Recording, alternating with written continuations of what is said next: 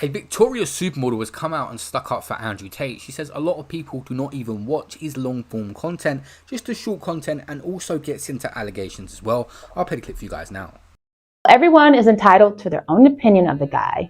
And by the way, if you haven't spent a lot of time listening to Andrew's long form interviews, I'm talking 2, 3, 4-hour interviews, I completely understand why people would have a negative opinion of him. Like, duh, absolutely, obviously, I have eyes and ears.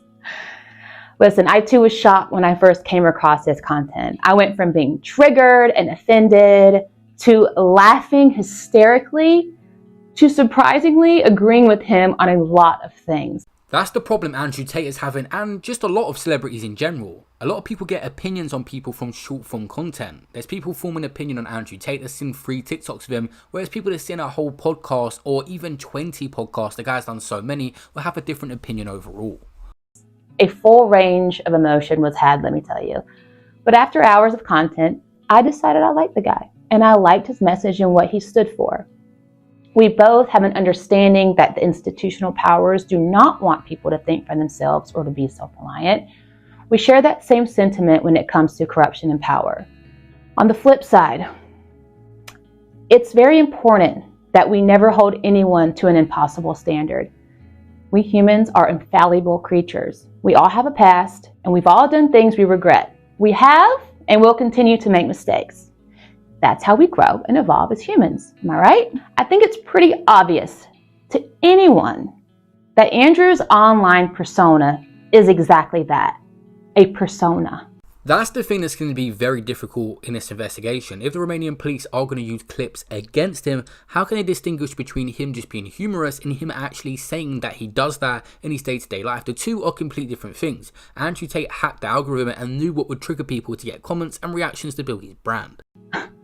A combination of provocative entertainer, intellectual, and a comedian. I mean, I think he's hysterical. A lot of over-the-top and somewhat obnoxious takes sprinkled with a bit of truth. With that said, what concerns me the most is the negligent assumptions people are making without really knowing anything about him. A quick Google search and it's an immediate, he's a scumbag, rapist, human trafficker, signed, sealed, delivered, case closed, end of story. It's very reminiscent of the COVID-19 narrative.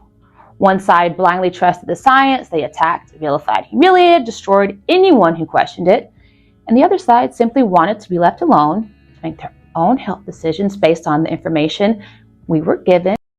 Woman abuser is just negligent. While I don't know Andrew Tate personally, I do know people that do, and they've only had wonderful things to say about the guy. I've also been in touch with his team in scheduling a trip to Dubai for a collaboration, and I must say, they have been nothing but direct, professional, and extremely kind.